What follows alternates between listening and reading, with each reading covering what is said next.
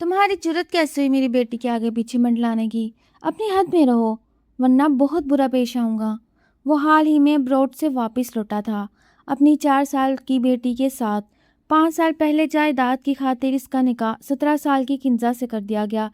इसे बच्ची समझकर छोड़ के बाहर मुल्क जाते इसने अपनी मर्जी से दूसरी शादी कर ली और बेटी की पैदाइश पे रोहान की बीवी से अलहदगी हो गई। जब पाकिस्तान लौटा तो अपनी मनकूहा को बेटी से दूर रखना चाहा। आपको अगर इतना बुरा लग रहा है तो अपनी बेटी को वक्त दें और मुझे तलाक। बकवास बंद करो। तुम्हें तो मैं आज रुखसती के बाद बताऊंगा। इसी शाम जबरदस्ती किंजा की रुखसती लेता वो रूम में दाखिल हुआ तो एक पल को लाहौर के खूबसूरत और मतमूल इलाके में वाक़ई इस आलीशान बंगले के वसीओ और इस लाउंज में इस वक्त अजीब सी हलचल और तनाव का माहौल था। मुलाजमीन दबे कदमों इधर से उधर जा रहे थे क्योंकि सब जानते थे कि घर का बड़ा बेटा रोहान पूरे 5 साल बाद मुल्क वापस लौटा है। लेकिन इसकी वापसी कोई आम वापसी नहीं थी, बल्कि अपने साथ कई तूफान लेके आई थी। रोहान जो 5 साल पहले एक हंसता खेलता नौजवान था, अब इसके चेहरे पर सिर्फ संजीदगी, सख्ती और एक गहरा पछतावा नजर आता था। और उसके साथ इसकी 4 साल की बेटी अनाया भी थी, जो अपने बाप की उंगली थामे सहमे हुए अंदाज में इर्द गिर्द देख रही थी। रोहान का दिल माजी के तलख हादसात और अपनी पहली बीवी की बेवफाई की वजह से पत्थर हो चुका था और अब वो दुनिया में सिर्फ अपनी बेटी के लिए जी रहा था। लेकिन जैसे इसके कदम लाउंज के मरकज़ में पहुंचे तो इसकी नज़र सामने सोफे पर बैठी एक लड़की पर पड़ी और इसके पूरे जिस्म में गुस्से की एक तेज़ लहर दौड़ गई। वो लड़की कोई और नहीं बल्कि किंजा थी, जिससे 5 साल पहले महज 17 साल की उम्र में जायदाद के ख़ानदानी झगड़ों को ख़त्म करने के लिए रोहान का निकाह कर दिया गया था। और रोहान इसे एक नादान बच्ची समझकर और इस रिश्ते को बोझ मानकर मुल्क से बाहर चला गया था, जहाँ इसने अपनी पसंद की दूसरी शादी कर ली थी। लेकिन अब किंजा वो 17 साल की डरी सहमी लड़की नहीं थी, बल्कि 22 साल की एक इंतहाई बावकार और खूबसूरत और खुददार औरत बन चुकी थी, जिसकी आंखों में अब रूहान के लिए कोई खौफ नहीं था। मासूम अनाया ने अपने बाप का हाथ छोड़ा और भागते हुई सीधी किंजा के पास चली गई, क्योंकि किंजा पिछले चंद दिनों से इस मासूम बच्ची से फ़ोन पर और वीडियो कॉल्स पर इतनी मोहब्बत से बात करती रही थी कि अनाया इसे अपनी माँ समझने लगी थी।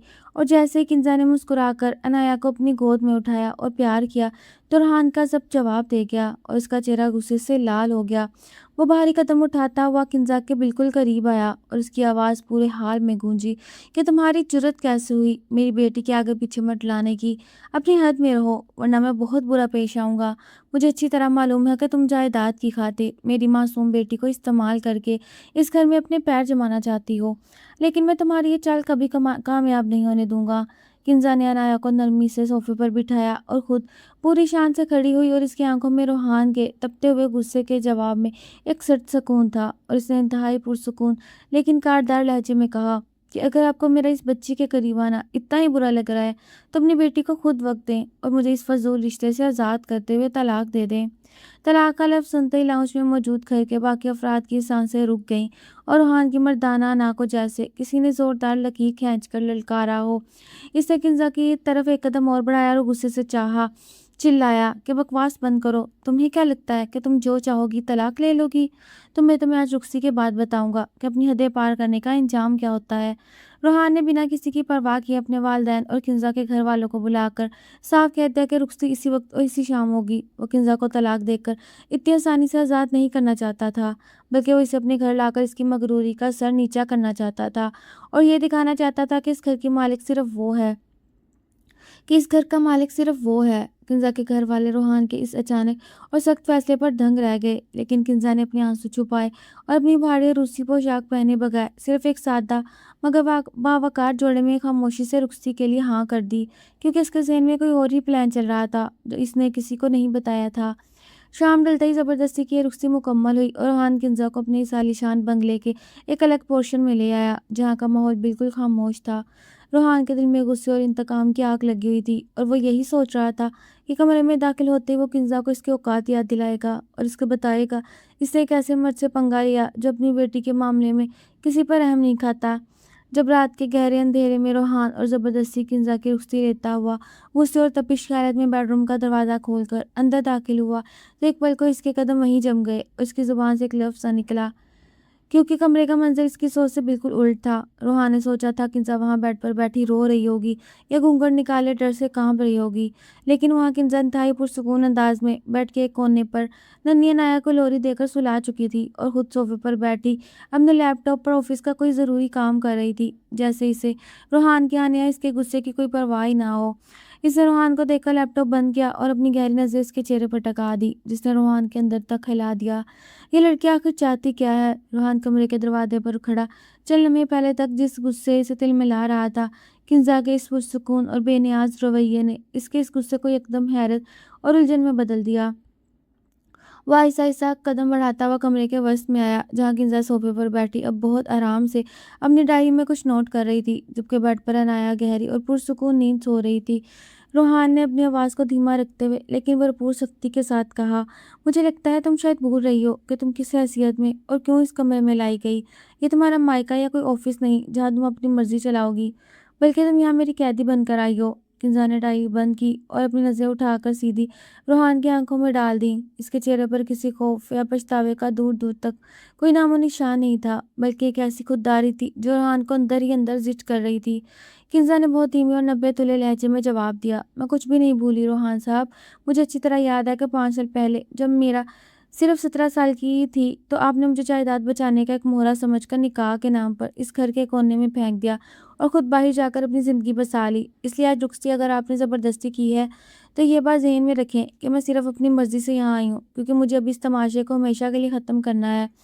रोहान किंजा के इस तुर्की ब तुर्की जवाब पर दंग रह गया, क्योंकि इसने माजी की इस सहमी हुई लड़की का ये रुख कभी नहीं देखा था। इसे आगे बढ़कर किंजा के सोफे के हैंडल पर दोनों हाथ रखकर इसके चेहरे के करीब झुककर उसे से गराते हुए कहा, अपनी ज़ुबान को लगाम दो किंजा। तुमने मेरी बेटी को अपने काबू में करने की कोशिश की ताकि तुम इस घर में दोबारा अपनी जगह बना सको, लेकिन याद रखना, अगर तुमने अनाया को मोहरा बनाने की ज़रा सी भी कोशिश की तो मैं तुम्हारी ज़िंदगी को जहन्नुम बना दूंगा, जिसका तुमने कभी ख्वाब में भी नहीं सोचा होगा। जब तुम्हारी ये झूठी खुददारी और ये ऊंचा लहजा एक आंख नहीं भाता। किंजा ने अपनी जगह से हिलने या पीछे हटने की बजाय रोहान की आंखों में देखते हुए कहा, आपकी बेटी मुझसे मोहब्बत करती है क्योंकि मैंने इसे वो वक्त और एहसास दिया जो आप जैसे मगरूर बाप कभी नहीं दे सकता।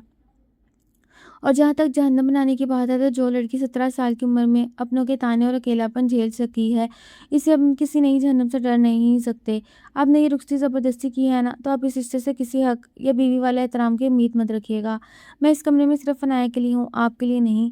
किंजा की ये बात रोहान के दिल पर किसी हथौड़े की तरह लगी और वह झटके से पीछे हट गया। इसकी मर्दाना अना को किंजा के एक लफ्ज़ ने बुरी तरह कुचला था, लेकिन वह अनाया की वजह से कमरे में तमाशा नहीं बनाना चाहता था।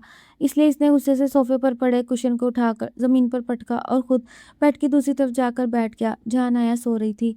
रात के पिछले पहर कमरे में मुकम्मल खामोशी छा गई, लेकिन दोनों के जहनों में एक तूफान चल रहा था। रोहान बेड पर लेटा मुसलसल किंजा को देख रहा था, जब सोफे पर कंबल ओढ़े आंखें बंद किए लेट चुकी थी, और रोहान अंदर ही अंदर ये सोचने पर मजबूर था कि लड़की आखिर इतनी निडर कैसे हो गई और उसके पास ऐसा कौन सा राज या ताकत है जिसके बलबूते पर वो इसके सामने खड़ी होकर बात कर रही थी।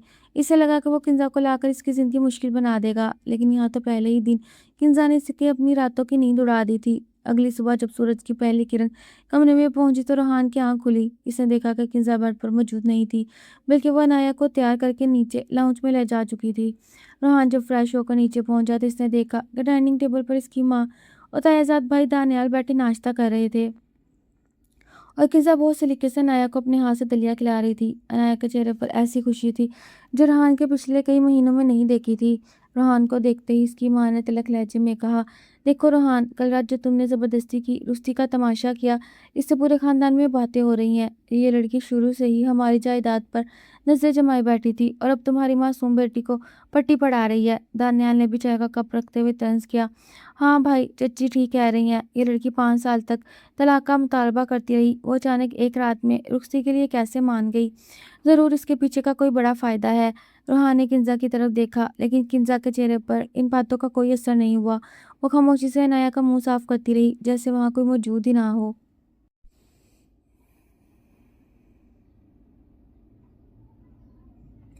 रोहान का गुस्सा एक बार फिर भड़क उठा। वो किंजा के करीब आया और सख्त लहजे में बोला, क्या तुम्हें सुनाई नहीं दे रहा कि चच्ची और दानियाल क्या कह रहे हैं? तुम्हारी इस खामोशी का क्या मतलब समझूं? किंजा ने अनाया को गोद से उतारा और मुलाजिमा के साथ इसे खेलने के लिए बाग में भेज दिया। फिर वो पूरे वक़ार के साथ मुड़ी और रेहान की माँ और दानियाल की तरफ देखकर बोल रही थी कि जायदाद की भूखी मैं हूँ या वो लोग जो 5 साल पहले एक 17 साल की लड़की का सौदा करके बैठ गए। और दानियाल भाई, आपको तो मेरी खामोशी पर सवाल उठाने का कोई हक नहीं, क्योंकि आप खुद अच्छी तरह जानते हैं कि इन 5 सालों में इस घर के अकाउंट्स में क्या कुछ होता रहा। किंजा की ये बात सुनते ही दानियाल के चेहरे का रंग उड़ गया और इसने घबराकर अपनी नजरें झुका ली। रेहान ने दानियाल के चेहरे के बदलते रंग को नोट किया, लेकिन इसने बात को बढ़ाने से रोकने के लिए किंजा से कहा, तुम अब इस घर की बहू हो, इसलिए अपने मायके की तौर तरीके यहाँ छोड़ दो और घर के कामों पर ध्यान दो। आज से नाया की जिम्मेदारी पूरी तरह तुम्हारे सुपुर्द कर रहा हूँ और देखना चाहता हूँ तुम अपनी ये मगरूरी कब तक बरकरार रखती हो। किंजा ने गहरा सांस लिया और बगैर कुछ किए अपने कमरे की तरफ चली गई, लेकिन रोहान के दिल में दानियाल के रद्द-ए-अमल ने एक अजीब सा शक पैदा कर दिया। अगर वह कुछ ऐसा ज़रूर हो रहा है जिससे वो अब तक बेखबर है। उसी को 3 दिन गुजर चुके थे और घर में एक अजीब सी सर्द जंग का माहौल था। रोहान मुसलसल किंजा की हर हरकत पर नजर रखे हुए था, लेकिन किंजा का ये रवैया इतना नया नपातुला था कि वो इसे किसी गलती पर पकड़ नहीं पा रहा था। चौथे दिन की शाम जब रोहान अपने ऑफिस के कमरे में बैठा कुछ फाइलों की जांच पड़ताल कर रहा था, तो अचानक इसके पर्सनल मोबाइल पर एक इंटरनेशनल नंबर से कॉल आई। इसने स्क्रीन पर चमकता हुआ नाम देखा तो इसके माथे पर पसीना आ गया, क्योंकि वो इसकी पहली बीवी नताशा की कॉल थी, जिससे इसकी अलहदगी हो चुकी थी। रोहान ने भारी दिल के साथ फोन उठाया तो दूसरी तरफ से नताशा की मगरूर और तेज आवाज़ सुनाई दी कि हेलो रोहान, मुझे मालूम हो चुका कि तुम पाकिस्तान पहुंच चुके हो और मेरी अनाया को इतनी आसानी से बेटी अनाया को अपने साथ ले गई हो, लेकिन ये मत भूलना कि मैं अनाया को इतनी आसानी से तुम्हारे पास नहीं छोड़ूंगी। मैंने लंदन की फैमिली कोर्ट में कस्टडी का केस फाइल करने की पूरी तैयारी कर ली है और बहुत जल्द मेरे वकील तुम्हें कोर्ट का नोटिस भेज देंगे। रोहान ने गुस्से से मुठ्ठियां भींच ली और चिल्लाया कि नताशा, तुम अनाया को इस वक्त छोड़कर चली गई जब वो सिर्फ चंद माह की थी। तुम्हें इस पर कोई हक नहीं और अपनी बेटी को तुम जैसी इस औरत के पास कभी नहीं भेजूंगा। नताशा ने हंसते हुए कहा, कानून सिर्फ ममता देखता है रोहान, और पाकिस्तान में तुम्हारी जिंदगी का कोई ठिकाना नहीं। एक अकेला मर्द एक छोटी बच्ची की परवरिश नहीं कर सकता। कोर्ट अनाया मुझे ही देगी। फोन करते ही रोहान शदीद डिप्रेशन और खौफ की हालत में सोफे पर डह गया। इसे अपनी बेटी के छिन जाने का ख्याल ही पागल कर रहा था। वो जानता था नताशा एक अमीर और बासर खानदान से है और अनाया को इसे दूर करने के लिए किसी भी हद तक जा सकती है। वो इसी परेशानी में अपने बाल नोचता हुआ लाउंज की तरफ निकला तो इसने देखा किंजा लाउंज में बैठकर किसी से फोन पर बहुत धीमे लहजे में बात कर रही थी। किंजा कह रही थी कि हाँ, मुझे मालूम है वो अब अगला कदम उठाने वाली है, तो बस कानूनी दस्तावेज तैयार रखो और रोहान को इस बात का बिल्कुल पता नहीं चलना चाहिए कि हम क्या कर रहे हैं। रोहान ने जैसे अल्फाज सुने तो इसका बच्चा कुछ जब्त भी जवाब दे गया। इसे लगा किंजा नताशा के साथ मिली हुई है और वो दोनों मिलकर इससे अनाया को छीनना चाहती हैं। वो शेर की तरह झपटकर किंजा के सामने आया और उसके हाथ से मोबाइल छीनकर दीवार पर दे मारा, जिससे फोन के पर खच्चे उड़ गए। किंजा चौंक कर खड़ी हुई, क्योंकि जब रोहान ने इसके दोनों शाने मजबूती से दबोच लिए और इसकी आंखों में खून उतर आया, वो धाड़ा कि तुम्हारी इतनी जुर्रत किंजा, तुम मेरी पीठ पीछे मेरी पहली बीवी के साथ मिलकर मेरी बेटी का सौदा कर रही हो। तुमने सोचा कैसे कि तुम अनाया को मुझसे छीन लोगी। किंजा ने दर्द के बावजूद अपनी आंखों में आंसू नहीं आने दिया और रोहान की ग्रीफ से खुद को छुड़ाने बगैर इंतहाई सर्द और काटा लहजे में कहा कि मैं अपनी हद में रहें रोहान साहब। अगर मैं सौदा करने पर आती तो 5 साल पहले ही आपको सड़क पर ले आती। आपका गुस्सा आपकी अक्ल को खा चुका है और यही आपका सबसे बड़ी कमजोरी है, जिसका फायदा अब आपके दुश्मन उठाने वाले हैं। किंजा के इन अल्फाज ने रोहान को अंदर तक हिलाकर रख दिया। इसने आहिस्ता से किंजा के शानों पर इससे अपनी गिरफ्त ढीली की, लेकिन इसकी आंखों में अब भी शक और गुस्से की चमक मौजूद थी।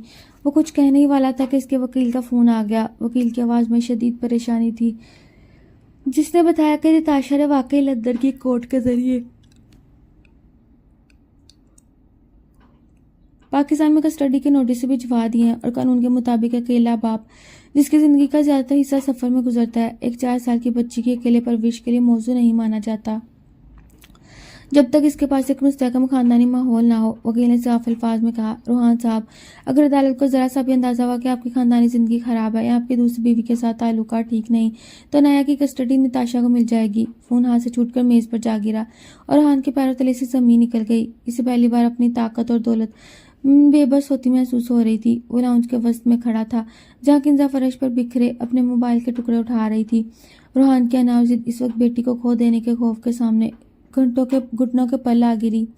वो आहिस्ता आहिस्ता चलता हुआ किंजा के करीब आया। इसका पूरा वजूद कांप रहा था। इसने अपने हाथ जोड़ दिए और इंतहाई धीमी और रुंधी हुई आवाज में कहा, मैं तुम्हारे आगे हाथ जोड़ता हूँ किंजा, मुझे बर्बाद कर दो, मेरी जायदाद ले लो, लेकिन मेरी बेटी मुझसे मत छीनो। नताशा इसे ले जाएगी तो मैं मर जाऊंगा। किंजा ने फौरन से उठकर रूहान की तरफ देखा। इसकी झुकी हुई अना और आंखों में सच्चा खौफ देखकर किंजा के चेहरे पर एक आर्जी तासुफ उभरा, लेकिन इसने खुद को फौरन संभाला। वो सोफे की तरफ बढ़ी और वहां पड़े अपने हैंडबैग से एक फोल्डर निकालकर रूहान के सामने मेज पर रख दिया।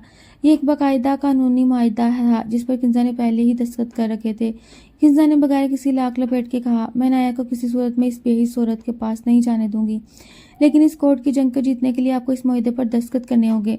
शर्त यह है कि मैं दुनिया और अदालत के सामने नाया को एक बेहतरीन माँ बनकर रहूंगी ताकि आपका केस मजबूत हो, लेकिन इस घर की चार दीवारी के अंदर आप मेरे शोहर नहीं और ना कभी बनने की कोशिश करेंगे। आप मुझे मेरी मर्जी के मुताबिक जीने की आज़ादी देंगे और जिस दिन यह केस खत्म होगा आप मुझे तलाक दे देंगे।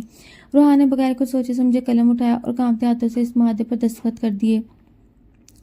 वो जानता था कि इसने अपनी बेटी को बचाने के लिए अपनी ही मनकूक के सामने हार मान ली। मुआहदे पर दस्तखत होने के बाद घर का माहौल बज़ाहिर पुरसुकून था, लेकिन अंदरूनी तौर पर एक नई शुरुआत हो चुकी थी।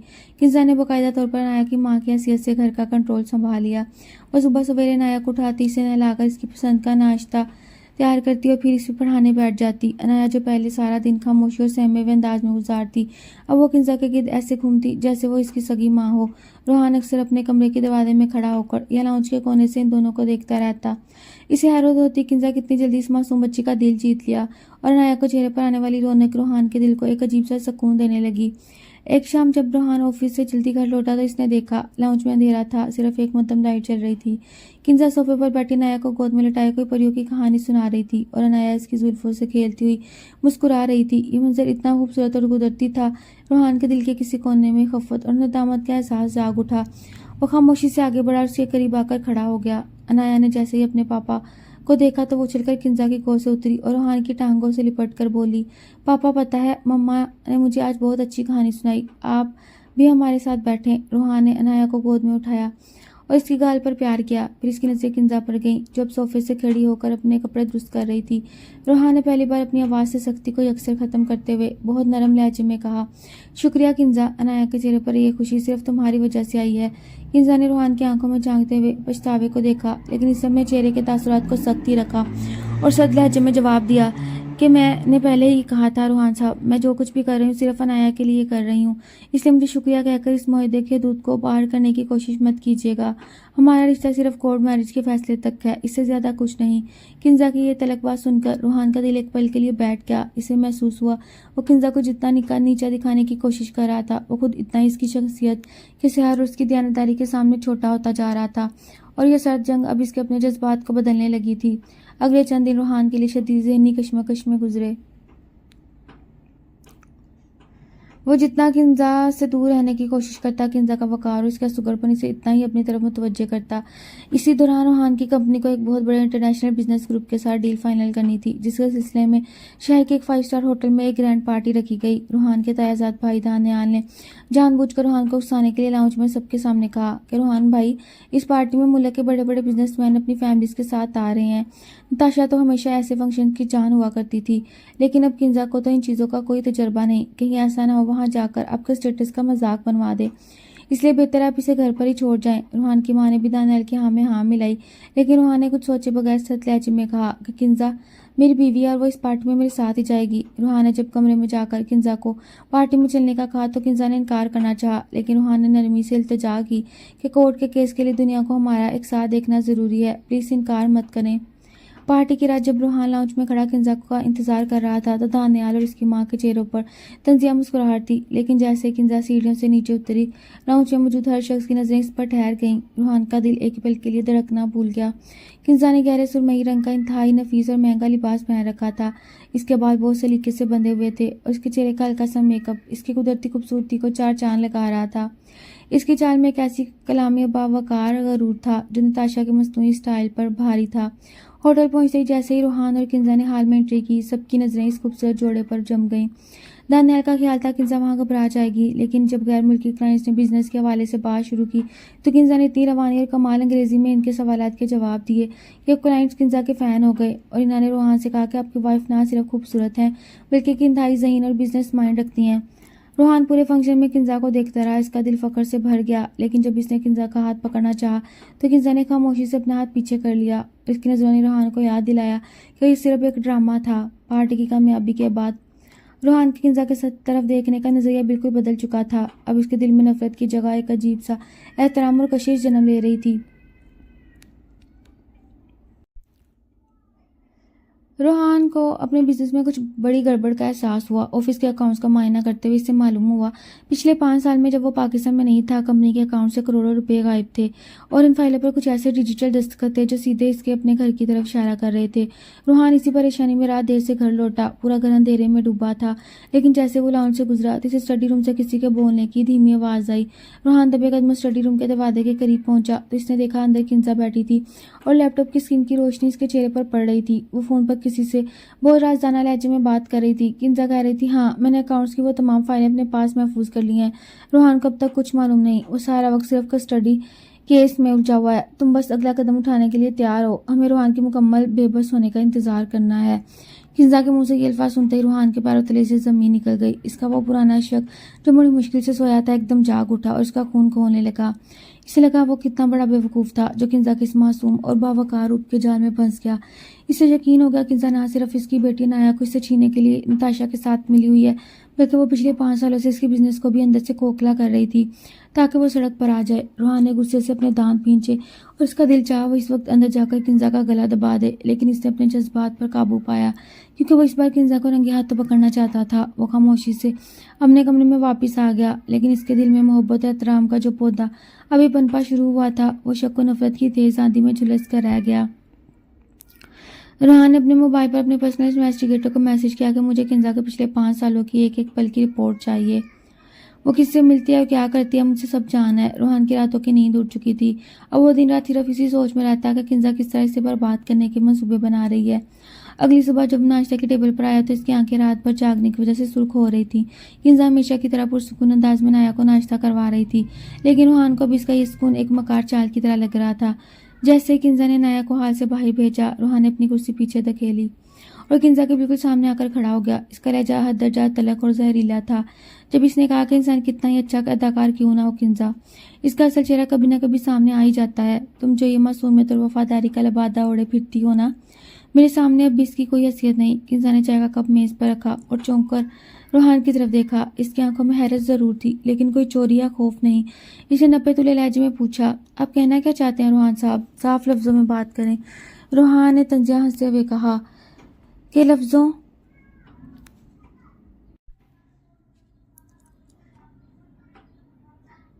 रोहान ने तंजिया हंसते हुए कहा, साफ लफ्जों में सुनना चाहती हो तो सुनो, मुझे सब मालूम हो चुका। तुम रात के अंधेरे में किस तरह मेरे बिजनेस की फाइलें चोरी कर रही हो, किस तरह किसी तीसरे बंदे के साथ मिलकर मुझ पर सड़क पर लाने का प्लान बना रही हो। तुमने सोचा था मैं अपनी बेटी के केस में इतना अंधा हो जाऊंगा कि मुझे तुम्हारी एक घिनौनी चालें नजर नहीं आएंगी।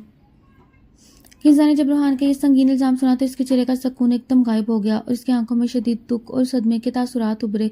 इसे अंदाजा नहीं था रोहान इसकी खामोशी जदोजहद को इस हद तक गलत समझ बैठेगा। किंजा ने सफाई देने या खुद को बेगुनाह साबित करने के लिए एक लफ्ज भी नहीं कहा। इसने बस अपनी नम होती आंखों को छुपाने के लिए नजरें घुमाई और इंतहाई सर्द और कट्टे लहजे में कहा, अगर आपके जहन में मेरे लिए इतनी ही गंदगी भरी है तो मैं आपकी सोच को नहीं बदल सकती।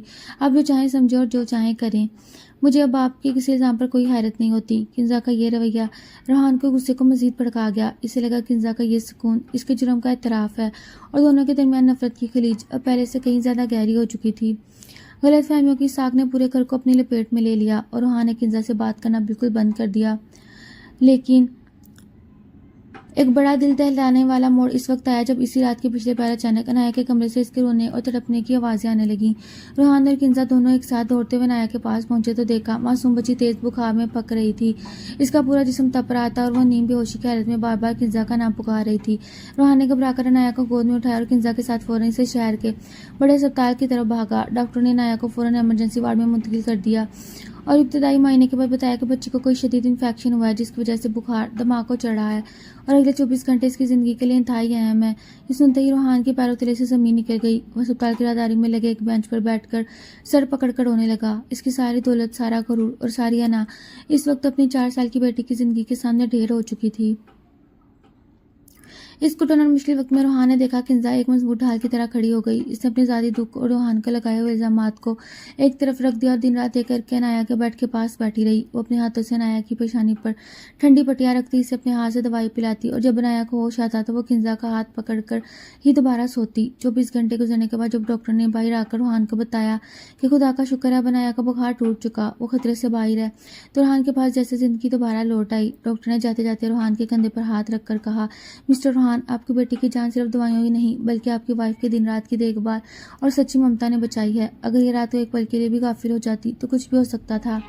रोहान ने शीशे के पार वार्ड के अंदर देखा जहाँ किंजा थकन से चूर अनाया का हाथ थामे वहीं स्टूल पर सर रखे सो चुकी थी। रोहान का दिल इस मंजर को देखकर बुरी तरह पिघल गया। इसे अंदर से एक शदीद नदामत ने आन घेरा। जिस औरत को वो अपनी बेटी का सौदा करने वाली का मकार समझ रहा था, वो तो इसकी बेटी के लिए अपनी जान की बाजी लगा चुकी थी। रोहान के दिल में शक के साए अब आहिस्ता आहिस्ता छटने लगे, लेकिन वो इस सच्चाई से अभी भी दूर था जो अगले चंद दिनों में इसके सामने आने वाली थी। अनाया के अस्पताल से घर मुंतकिल होने के बाद रोहान के दिल की हालत बिल्कुल बदल चुकी थी। इसके अंदर का शक अब पशेमानी और शर्मिंदगी में तब्दील हो रहा था। लेकिन वो किंजा से नजरें मिलाने की जरूरत नहीं कर रहा था क्योंकि इसे अपनी कही हुई सख्त बातें याद आ रही थी। इसी दौरान रोहान के पर्सनल इन्वेस्टिगेटर का फोन आया जिसने रोहान का फौरन अपने ऑफिस बुलाया क्योंकि इसे कुछ ऐसी सच्चाइयां मालूम हुई थीं जो रोहान की सोच से भी ज़्यादा खौफनाक थीं। रोहान जब ऑफिस पहुंचा तो जासूस ने इसके सामने एक बड़ी फाइल और कुछ बैंक स्टेटमेंट्स रख दी। इन कागजात को देखते ही रोहान के होश उड़ गए क्योंकि पिछले 5 सालों में इसके बिजनेस से करोड़ों रुपए गायब करने वाला कोई बाहर का दुश्मन नहीं बल्कि इसका अपना सगा तायाजाद भाई दानियाल था। दानियाल ने रोहान की गैर मौजूदगी का फायदा उठाकर न सिर्फ कंपनी के फंड चोरी किया बल्कि रोहान की पहली बीवी निताशा को पाकिस्तान में स्टडी केस करने के लिए भारी रकम भी इसने भेजी ताकि रोहान कानूनी लड़ाइयों में उलझ कर तबाह हो जाए और जायदाद पर दानियाल का कब्जा हो जाए। रोहान के पांव तलों से जमीन निकल गई। इसे समझ नहीं आ रहा था वो अपने ही भाई की इस घिनौनी साजिश पर कैसे यकीन करे। लेकिन सबसे बड़ा झटका इसे तब लगा जब जासूस ने एक ऑडियो रिकॉर्डिंग प्ले की जिसमें दानियाल निताशा से फोन पर बात कर रहा था कि तुम बस कोर्ट का केस मजबूत करो, रोहान अंदर से टूट जाएगा तो मैं यहाँ से जायदाद समेट लूंगा। रोहान ने कांपती हुई आवाज में जासूस से पूछा कि इस सब में किंजा का क्या किरदार है और रात को किससे बातें करती थी। जासूस ने गहरा सांस लिया और कहा, सर आप बहुत बड़ी गलत फहमी में जी रहे थे। मैडम किंजा पिछले 5 सालों से आपके खिलाफ नहीं बल्कि आपके हक में लड़ रही थी और जिस नंबर पर रात को बात कर रही थी वो शहर के सबसे बड़े कारपोरेट वकील का है और दानियाल की चोरियों के सबूत इकट्ठे कर रही थी ताकि आपके पाकिस्तान लौटते ही आपको सब सच बता सकें। वो आपकी जायदाद की चोर नहीं बल्कि इसके मुहाफिज हैं। ये सुनते ही रोहान के सर पर जैसे आसमान टूट पड़ा। इसे याद आया इसने किंजा पर कितने गंदे इल्जामात लगाए और इसका मोबाइल तक तोड़ दिया। पछतावे की शदीद एहसास ने रोहान का दम घोट दिया। रोहान ने अस्पताल से मिली जिंदगी की खुशी भूलकर जब अब एक मुजरिम की तरह अपनी गाड़ी दौड़ाता हुआ घर की तरफ भागा। इसका दिल चाह रहा था कि वो भी किंजा के पैरों में गिर जाए और अपनी बेगुनाही और अपने गुनाहों की माफ़ी मांगे। घर पहुंचकर वो सीधा स्टडी रूम की तरफ गया जहाँ किंजा हमेशा की तरह अपने लैपटॉप पर मसरूफ थी। रोहान ने कांपते हाथों से दरवाज़ा खोला और अंदर दाखिल हुआ। किंजा ने सर उठाकर इसे देखा तो इसकी आंखों में वही पुरानी सदमेरी और फासला था। इसे लैपटॉप बंद करना चाहा लेकिन रोहान ने आगे बढ़कर इसका हाथ पकड़ लिया। इस बार रोहान के हाथ में गुस्सा नहीं था बल्कि एक इल्तिजा थी। इसकी आंखों से आंसू बह रहे थे और वो बोला, मुझे माफ़ कर दो किंजा, मैं दुनिया का सबसे बड़ा बेवकूफ़ इंसान हूँ जो अपने मुहाफिज को ही अपने दुश्मन समझ बैठा। मुझे दानियाल की सारी सच्चाई मालूम हो चुकी है और ये भी कि तुम पिछले 5 सालों से मेरी पीठ पीछे मेरी जायदाद और मेरी इज्जत को बचाने के लिए अकेली लड़ रही थी। किंजा ने खामोशी से अपना हाथ रोहान की गिरफ्त से छुड़ाया और सोफे से खड़ी हो गई। इसके चेहरे पर कोई फख्र या जीत की खुशी नहीं थी बल्कि एक गहरा दुख था। इसने धीमे लहजे में कहा, मैंने ये सब आपके लिए नहीं किया रोहान साहब, ये जायदाद मेरे दादा की थी और मैं इस खानदानी नाम पर दानियाल जैसे चोर का कब्जा नहीं देखना चाहती। और जहाँ तक आपकी माफ़ी मांगने की बात है तो आपके इल्जामात ने मेरे जिस्मान को तोड़ा, वो अब किसी माफ़ी से नहीं जुड़ सकता। किंजा ने अपनी बात जारी रखते हुए मेज़ पर पड़े कुछ कानूनी कागजात रोहान के सामने रख दिए और कहा कि दानियाल ने नताशा के साथ मिलकर जो कोर्ट केस किया है इसकी पहली समाअत कल है। मैंने दानियाल की चोरी और नताशा की बेवफाई के तमाम सबूत इस फाइल में लगा दिए हैं। कल अदालत में ये सबूत पेश होते दानियाल का खेल भी खत्म हो जाएगा और नताशा कभी अनाया की कस्टडी नहीं ले पाएगी। मेरा मास्टरमाइंड प्लान मुकम्मल हो चुका। अब आपको अपनी बेटी को खोने का डर की जरूरत नहीं। रोहान ने इस फाइल को देखा और फिर किंजा को, जिसे वो एक आम लड़की समझ रहा था, वो तो इस पूरे खानदानी जाल को काटने वाली सबसे बड़ी ताकत निकल आई।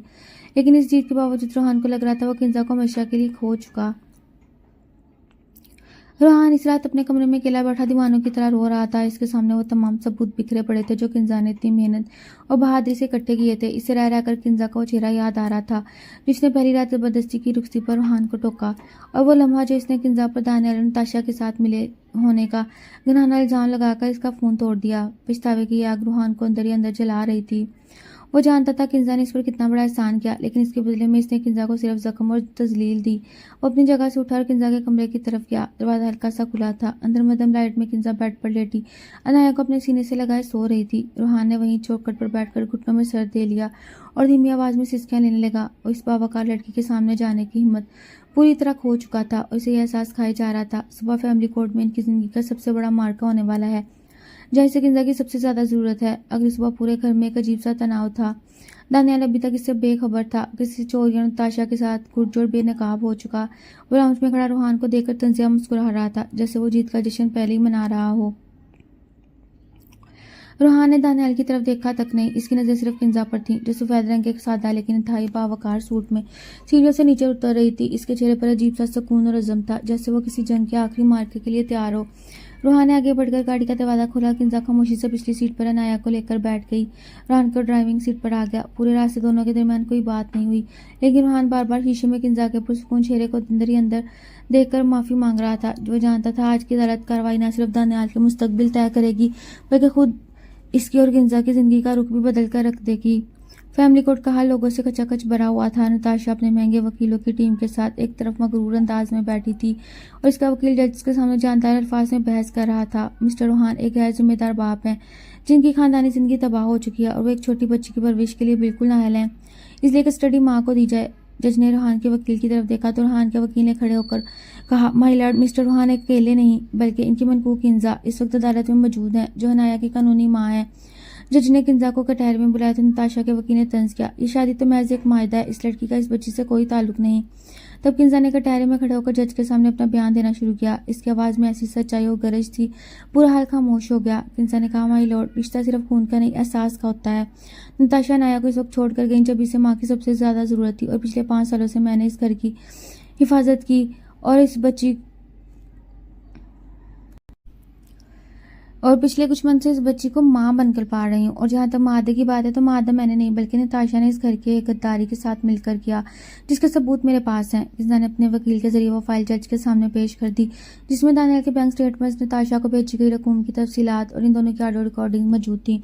जैसे जज ने इन तमाम सबूतों को देखा, ऑडियो प्ले हुई, दानियाल के पैरों तले से जमीन निकल गई और उसका चेहरा सफेद पड़ गया। नताशा ने घबराकर अपने वकील की तरफ देखा, लेकिन अब बहुत देर हो चुकी थी। जज ने शदीद गुस्से में दानियाल को फौरन गिरफ्तार करने का हुक्म दिया और नताशा के केस को बदनीयती पर मुबनी करार देते हुए खारिज कर दिया। अदालत ने नायक को मुस्तकिल और कानूनी कस्टडी रोहान और किंजा का सपूत कर दी। ये रोहान की बहुत बड़ी जीत थी, लेकिन जैसे वो खुशी से किंजा की तरफ मुड़ा, किंजा अदालत के हाथ से बाहर निकल रही थी। रोहान भागता हुआ इसके पीछे आया और उसका हाथ पकड़कर बोला, ये किंजा देखो, हम जीत गए, मेरी बेटी मुझे मिल गई, thank you so much. Kinza ने अपना हाथ छुड़ाया और इसकी आंखों में एक ऐसा फैसला था जिसने रोहान की सारी खुशी को एक पल में खत्म कर दिया। किंजा ने कहा, हाँ रोहान साहब, आप जीत गए और हमारी बेटी महफूज हो गई। अब हमारा मायदा पूरा हो चुका, इसलिए कल सुबह मुझे मेरी तलाक के कागजात मिल जाएं। मैं अब इस घर में एक पल भी नहीं रहूंगी।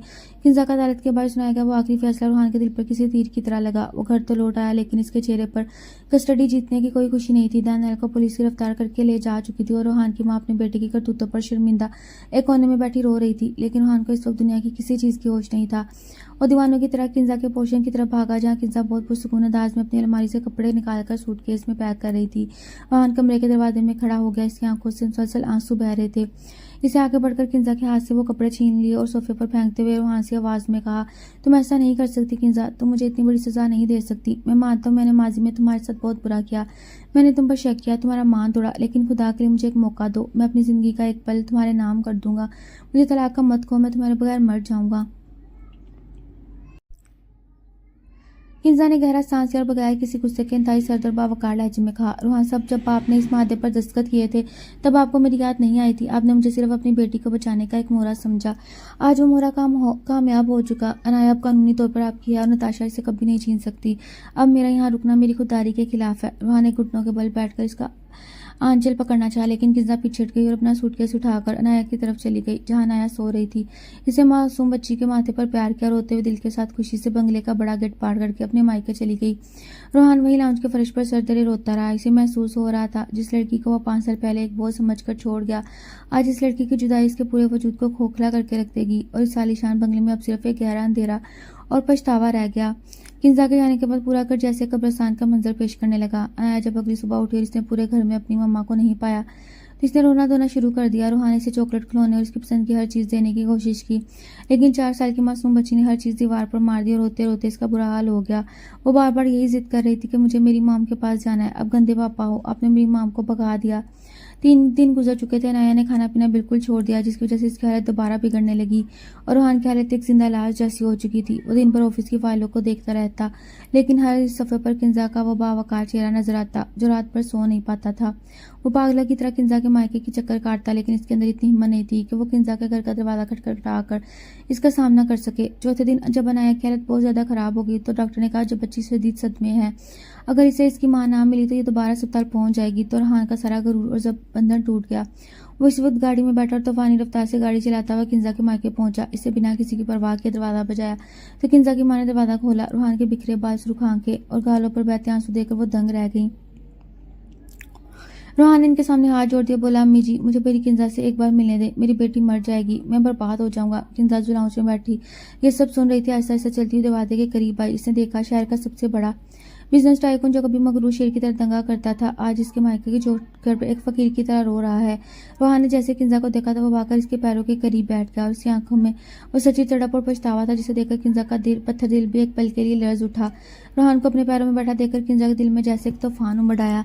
इसने अपनी जिंदगी में कभी सोचा नहीं था कि रूहान जैसे मगरूर और अपनी अनाक के नशे में चूर इंसान इस तरह इसके सामने घुटनों के बल बैठकर रोएगा। रूहान ने किंजा के पाँव के पास हाथ रखते हुए रंधी हुई आवाज़ में कहा, किंजा मैं जानता हूँ कि मैंने तुम्हारी ज़िंदगी सिर्फ दुख दिए, मैंने हमेशा तुम्हें एक मोहरा समझा, तुम पर ऐसे ज़मात लगाए जिनका तुम ख्वाब में भी नहीं सोच सकती, लेकिन खुदा के लिए मेरी तरफ मत देखो, हमारी मासूम बेटी की तरफ देखो। अनाया 4 दिन से खाना नहीं खाया, वो तेज़ बुखार में सिसक रही है और सिर्फ तुम्हारा नाम पुकार रही है। अगर इसे कुछ होगा तो मैं खुद को कभी माफ़ नहीं कर पाऊंगा। मैं तुम्हारे आगे अपनी ज़िंदगी की भीख मांगता हूँ किंजा, एक बार मेरे साथ चलो। किंजा की माँ भी रूहान की हालत देखकर अपने आंसू रोक ना सकी और इन्होंने किंजा के कंधे पर हाथ रखकर कहा, बेटी मर्द का इस तरह पछताना और अपनी बेटी के लिए झुक जाना इस बात की गवाही है कि इसे अपनी गलती का एहसास हो चुका। नया मासूम है, इसका क्या कसूर। किंजा ने गहरा सांस लिया। इसके अपनी आंखों में भी आंसू आ चुके थे, लेकिन इसने अपनी खुददारी को मरने नहीं दिया। वो आस्ते से पीछे हटी और रूहान से मुखातिब होकर बोली, उठे रूहान साहब, इस तरह किसी के सामने झुकना आप जैसे बिजरे बिजनेस टाइकून को जेब नहीं देता। मैं अनाया की खातिर आपके साथ चलने को तैयार हूँ क्योंकि वो मेरी बेटी है, लेकिन ये मत भूले मैं सिर्फ अनाया की माँ बनकर जी रही हूँ, जा रही हूँ, आपकी बीवी बनकर नहीं। रूहान ने जल्दी से अपने आंसू साफ किए और खड़े होकर सर हिलाया। इसे वक्त किंजा की हर शर्त मंजूर थी, लेकिन क्योंकि वो अपनी बेटी को बचाना चाहता था। दोनों खामोशी से गाड़ी में बैठे और घर की तरफ रवाना हुए। रास्ते भर रूहान किंजा को देखता रहा, जिसकी नज़रें खिड़की से बाहर थी। रूहान का दिल पछतावे के साथ साथ अब एक अनोखी मोहब्बत के एहसास से भर रहा था। वो जानता था किंजा को दोबारा अपने दिल में जगह देने के लिए इसे अब एक बहुत लंबा और कठिन सफ़र तय करना है। जब वो दोनों घर पहुंचे, किंजा ने जैसे ही अनाया के कमरे का दरवाजा खोला, मासूम बच्ची जो निहार ढाल लेटी थी अपनी माम को देखते ही रोती हुई बेड से उतरी और किंजा की गोद से जा लेटी। किंजा ने इसे अपने सीने से लगाया और दोनों फूट फूट कर रो दी। किंजा ने अपने हाथों से अनाया को सूप पिलाया, इसकी दवाई दी, इसे अपनी गोद में लिटाकर इसके बालों में उंगलियां फेरने लगी। अनाया का बुखार किंजा के लिम्ब से जैसे मिनटों में गायब हो गया और वो पुरसुकून होकर सो गई। रूहान कमरे के पास खड़ा ये सब देख रहा था। जब किंजा अनाया को सुलाकर कमरे से बाहर निकलने लगी तो रूहान ने इसका रास्ता रोक लिया। इस बार रूहान के हाथ में कोई ज़बरदस्ती नहीं थी, बल्कि इसे अपने दोनों हाथ बांधकर किंजा के सामने सर झुका दिया और बोला, ये पहली रुखसती मैंने ज़बरदस्ती की थी किंजा, वो मेरी सबसे बड़ी भूल थी, लेकिन अब मैं तुम्हारे सामने अपनी सच्ची मोहब्बत का एतराफ़ करता हूँ। मैं इस जायदाद, इस दौलत और इस दुनिया के सामने हार चुका हूँ। मुझसे तलाक लेकर मुझे अकेला मत करना, अब एक मर्जी से मेरा घर बसा दो और मुझे माफ़ कर दो। किंजा ने रूहान की आंखों में सच्ची तड़प और पछतावा देखा तो इसका दिल पहली बार पिघलने लगा था। वो खामोशी से साइड से गुजर गई, मगर इस बार इसके चेहरे पर पुरानी सख्ती नहीं थी, जिसने रूहान के दिल की उम्मीद की किरण जगा दी। किंजा के वापसी ने पिंगले की खोई हुई रौनकें और खुशियां बहाल कर दी थी, लेकिन रूहान और किंजा के दरमियान अब भी खामोशी की ऊंची दीवार खड़ी थी। रूहान अब किंजा को जताने या इस पर अपनी मर्जी मुसलत करने की कोशिश बिल्कुल छोड़ दी थी। वो हर लम्हा किंजा की पसंद नापसंद का ख्याल रखता और दूर खड़े होकर इसकी एक झलक देखने के लिए बेताब रहता। रूहान कि माँ जो पहले किंजा को जायदाद की भूखी समझती थी, वो भी अपने बेटे के दानियाल की करतूतों पर शर्मिंदा थी। इन्होंने एक दिन लाउंज में सबके सामने किंजा के हाथ पकड़कर रोते हुए कहा, बेटी मुझे माफ़ कर दो, मैंने हमेशा तुम्हें गलत समझा, लेकिन तुमने मेरे और इस उजड़े हुए घर को और मेरी मासूम पोती को बचा लिया। तुम ना होती तो दानियाल और नताशा इस घर को बर्बाद कर देते। किंजा ने मोहब्बत से सास के आंसू साफ किए और कहा, अम्मी जी आप मुझे शर्मिंदा मत करें, अब मेरी माँ जैसी हैं और मैंने जो कुछ किया अपना फ़र्ज़ और एहसास के तहत। रूहा ने जब माँ और किंजा को यूँ एक होते देखा तो इसकी आंखों में भी भर आई और अब किंजा के सामने जाने से कतराता था, कहीं किंजा इसे देखकर दोबारा तलाक का मुतालबा न कर दे।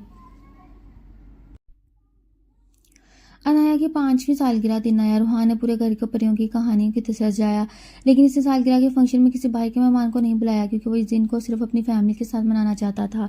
शाम के वक्त लाउंज में जब केक काटा तो अनाया ने फैलाने वाला किंजा को खिलाया, फिर अपने पापा को हाथ पकड़कर किंजा के हाथ में दे दिया और मासूमियत से बोली, मम्मा पापा पिछले कई दिनों से रात को चुप चुप कर रोते हैं और आपकी तस्वीर देखकर कहते हैं मुझे माफ़ कर दो।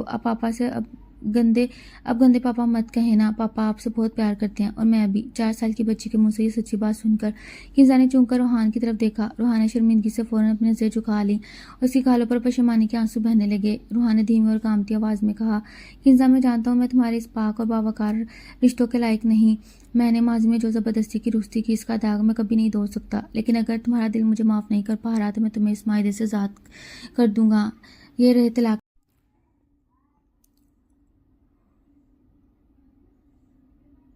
तुम जब चाहो जहाँ से जा सकते हो, लेकिन खुदा के लिए मुझे माफ़ ज़रूर कर देना। रूहान ने रोते हुए फाइल मेज़ पर रख दी और खुद मुड़कर जाने लगा, लेकिन जैसे इसने पहला कदम उठाया पीछे से किंजा धीमी और बावकार आवाज़ ने इसके कदम वही जकड़ लिए। किंजा ने कहा, रूहान साहब आप वाकई बहुत बड़े बेवकूफ़ हैं। जो लड़की 5 साल तक आपकी जायदाद और आपकी इज्जत की हिफाजत अकेली करती रही, जो लड़की आपके लगाए हुए इतने संगीन इल्ज़ाम के बावजूद आपकी बेटी के लिए अपनी जान की बाजी लगा गई, क्या आपको लगता है वो सिर्फ एक माहदे के तहत यहाँ रुकी हुई थी? रूहान ने मुड़कर देखा तो किंजा ने वो तलाक के कागजात उठाकर अपने हाथों से फाड़ कर हवा में उड़ा दिए। इसकी आंखों में अब कोई सटमहरी नहीं थी, बल्कि सच्ची मोहब्बत और अपनायत की चमक थी। किंजा ने आगे बढ़कर रूहान के बहते आंसू अपने हाथों से साफ कर मुस्कुराकर पहली रुखसती आपने ज़बरदस्ती की थी रूहान साहब, लेकिन आज की ये रुखसती और ये ज़िंदगी मैं अपनी मर्जी से आपके नाम करती हूँ, क्योंकि पछतावे की आग ने आपके सारे गुरूर को ख़त्म करके आपकी एक सच्चा इंसान बना दिया और मैं आपको खुद से दूर नहीं करना चाहती। रूहान ने जब किंजा के मुंह से ये अल्फाज सुने तो इसका दिल खुशी से बाग बाग हो गया। इसने बिना किसी की परवाह किए बगैर किंजा को और अनाया को अपने मजबूत हिसार में ले लिया। मासूम अनाया इन दोनों के बीच में हंसी तालियां बजाने लगी और पूरा लाउंज इनकी खुशियों की गूंज से महक उठा। वो रिश्ता जो एक तलक निकाह और ज़बरदस्ती के निकाह से शुरू हुआ था, वो अब अक्ल, शऊर, पछतावे और सच्ची मोहब्बत की खूबसूरत इंजाम तक पहुंच चुका था। रूहान को इसकी मुहाफिज और इसके घर की मलका मिल चुकी थी और किंजा को इसकी वो मान वापस मिल गया था। किंजा को इसका वो मान वापस मिल गया था जिसकी वो हकदार थी।